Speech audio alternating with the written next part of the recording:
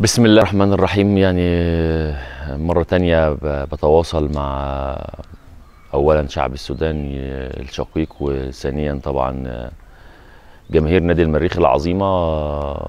الحمد لله التواصل الأول كان إن احنا وعدنا إن احنا نبذل أقصى جهد ونكافح، وكان عندنا إصرار وعندنا رغبة وعزيمة في الشغل الفترة اللي فاتت. الحمد لله الحمد لله.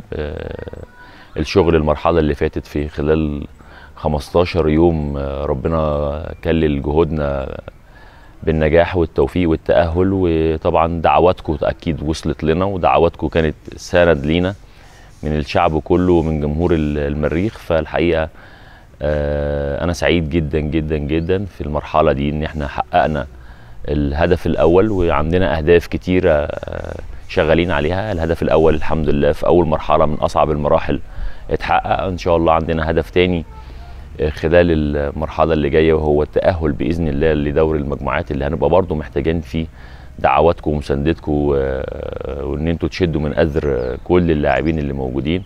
الحقيقة أنا بشكر كل الناس اللي تواجدت من أول يوم هنا في رواندا، ثم رحلة الكونغو، ثم العودة مرة تانية لرواندا، ثم لسه عندنا رحلات تانية مش عارفين احنا ممكن رجلينا تودينا لحد فين، لكن احنا على قلب رجل واحد كلنا بنتعب ونشقى. بشكر كل اللعيبه الحقيقه اللي بذلت جهد كبير جدا، اللي لعبت الكورتين واللي ما لعبتش بشكرهم. بشكر كل الاداريين اللي موجودين، اللي ما قصروش في اي حاجه، واللي حاولوا يعملوا احسن حاجه واحسن امكانيات يوفروها ان احنا نعدي الكره الاولى والكره الثانيه هنا في رواندا.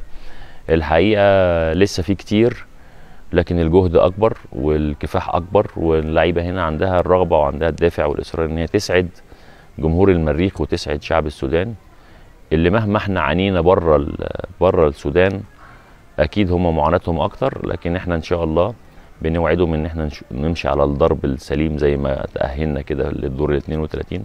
بنتمنى ان احنا نوصل لدور المجموعات باذن الله، وتبقى خطوه كبيره جدا جدا في ظل الظروف اللي احنا بنعيشها. ان شاء الله بالتوفيق في اللي جاي باذن الله، وبتمنى منكم المسانده ان شاء الله. شكرا.